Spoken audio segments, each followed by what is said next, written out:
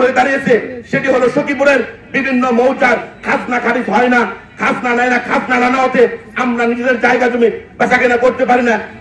বাংলাদেশের সকল জায়গায় একটি নিয়ম, সখীপুর কেন একটি ভিন্ন নিয়মের মধ্যে থাকবে? কৃষক শ্রমিক জনতা লীগের আজকের এই নির্বাচনী পথসভায় উপস্থিত মহান মুক্তিযুদ্ধের জীবন্ত কিংবদন্তি কৃষক শ্রমিক জনতা লীগের প্রতিষ্ঠাতা সভাপতি বঙ্গবীর কাদের সিদ্দিকী বীরুত্তম মহোদয়, উপস্থিত আমাদের দলের অন্যান্য নেতৃবৃন্দ, উপস্থিত আমার এই ইন্দ্রজানী এলাকার আশেপাশে গ্রামের সম্মানিত বীর জনতা, সংগ্রামকে সবাইকে সালাম আদাব জানিয়ে আমি সংক্ষিপ্ত পরিসরে দু চারটি কথা বলতে চাই। প্রিয় বন্ধুরা আমার, আগামী 7 জানুয়ারি দ্বাদশ জাতীয় সংসদ নির্বাচন, সেই নির্বাচনকে সামনে রেখেই আমরা সখীপুরের প্রত্যেকটি গ্রামে প্রত্যেকটি অঞ্চলে গিয়ে আমাদের নিজেদের দল, নিজেদের প্রতীক গামছার পক্ষে ভোট প্রার্থনা করছি। প্রিয় বন্ধুরা আমার, আজকে নির্বাচন এসেছে, অনেকেই অনেক কথা বলবে। প্রিয় বন্ধুরা, আমি আপনাদেরকে একটি কথা বলতে চাই। আজকে আপনারা 99 সালের নির্বাচন দেখেছেন, 2001 সালের নির্বাচন দেখেছেন, 2014-18 নির্বাচন দেখেছেন। একটি বিষয় পার্থক্য হলো এই নির্বাচনের সাথে মাননীয় প্রধানমন্ত্রী ঘোষণা করেছেন, প্রধান নির্বাচন কমিশনার ঘোষণা করেছেন, এই 2024 সালের 7 জানুয়ারি যে নির্বাচন, সেই নির্বাচন অবাধ এবং সুষ্ঠু হবে। আপনাদের সকলের কাছে বিনয়ের সাথে আবেদন থাকবে, আপনারা প্রত্যেকে ভোট কেন্দ্রে যাবেন এবং আপনাদের ইচ্ছা মতো ভোট প্রয়োগ করবেন। আর আপনারা যখন ভোট দেবেন, আপনাদের নিজেদের দল, নিজেদের প্রতীক গামছা প্রতীকে নিশ্চয় একটি একটি করে ভোট দেবেন। প্রিয় ইন্দ্রজানীর ভাই ও বন্ধুরা, আপনাদেরকে একটি কথা স্মরণ করে দিতে চাই। আজকে যিনি আমাদের আওয়ামী লীগের মনোনীত প্রার্থী হয়েছেন, অনুপম শাহজাহান জয়, অনেক জায়গায় গিয়ে তিনি বলে থাকেন, আমি এই স্কুলে বিল্ডিং করেছি, এই স্কুলে বিল্ডিং করেছি। প্রিয় অনুপম শাহজাহান জয়, ইন্দ্রজানী স্কুল একটি পুরাতন স্কুল, এই সখীপুরের মধ্যে সব থেকে ঐতিহ্যবাহী একটি গ্রাম। সেই গ্রামের স্কুলের ভবনটি কেন হলো না? এই ইন্দ্রজানী বাজার আসলে আপনি তার ব্যাখ্যা দিয়ে যাবেন।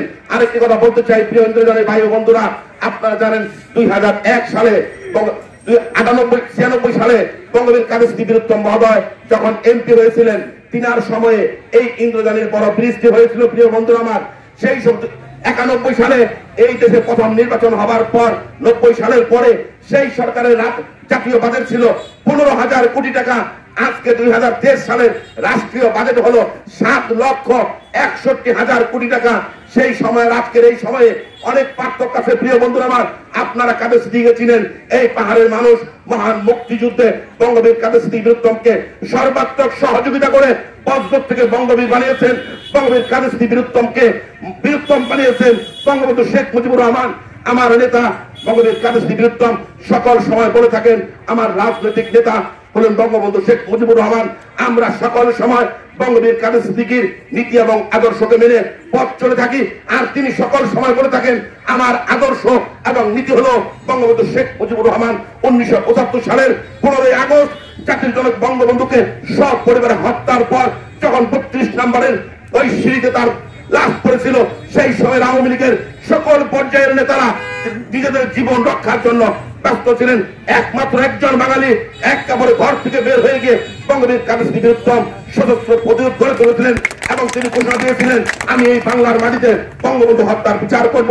ইনশাআল্লাহ সেই বিচার হয়েছে। প্রিয় বন্ধুরা আমার, সেই হত্যার বিচার চেয়ে দীর্ঘ 16 বছর তিনি দেশে থেকে নির্বাসন থেকে দেশে যখন তিনি 90 সালের 16 ডিসেম্বর আসলেন, এসেই তিনি আবার একটি লিফলেট পোস্টার সারা বাংলাদেশে বিতরণ করলেন।